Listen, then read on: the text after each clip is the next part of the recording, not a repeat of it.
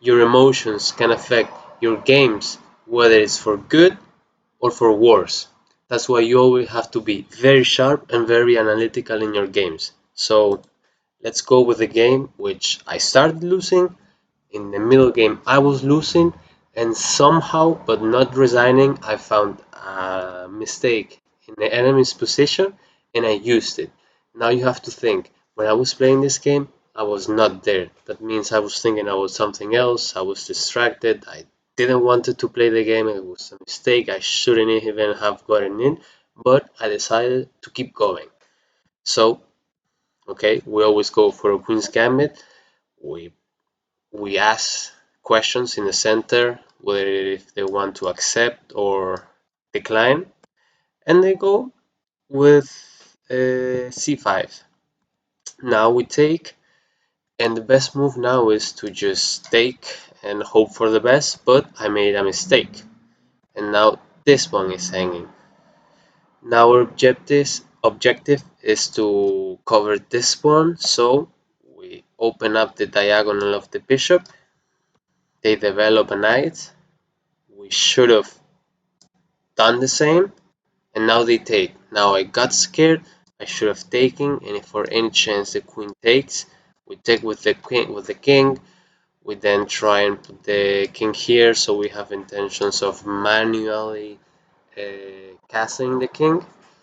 But I didn't want to do that. That started the moment where I was not feeling like having the game, so I made a mistake. I went back. You can see the elo bar is going a little bit down, but now they cover the square of the queen, so they cannot take it. We At this point, I wanted to resign, I wanted to go away, but I said, why not? Let's just try and hang. Let's see what happens. Now they keep developing with castle. Black is slightly better, but it's still a manageable position.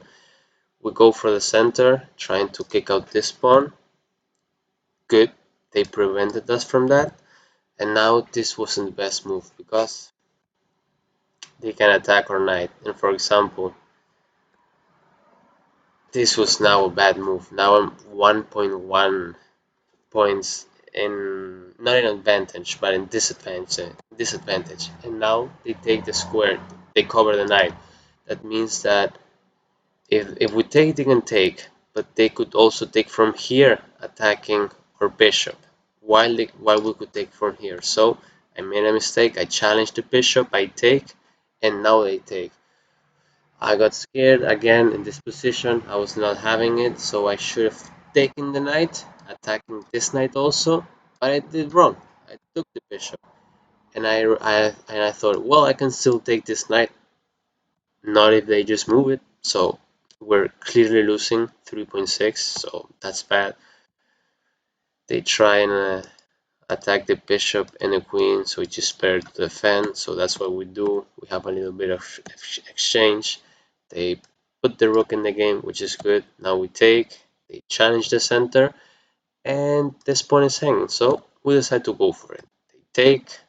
We were gonna go anyways, and now I saw that this pawn was hanging, but again, I wasn't feeling like it, so I just decided to move the queen. It was not the smartest decision. They moved the queen there with intentions of potentially checkmate with the knight eventually at some point. And now I already see that they have 3 pawns. They have moves. So if the rook wouldn't be here, this would be back rank mate. Not if this rook is here. Forget about it. It's looking more like it. So if, for example, we have an exchange and we would take this line, this rank is completely free.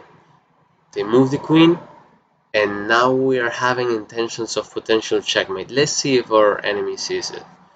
Remember, we are 6.8 points less. We're in a disadvantage, but they did.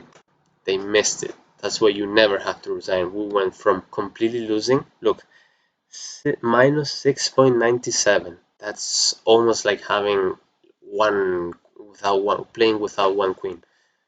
But they were wrong. They didn't see this coming. So checkmate. So this was a fun game. That's why you should never resign. I got an estimated deal of 1800, not the best one, but we can work with it. And remember, know that your feelings affect your games, and even if you're losing, try and go for a win. See you in the next one.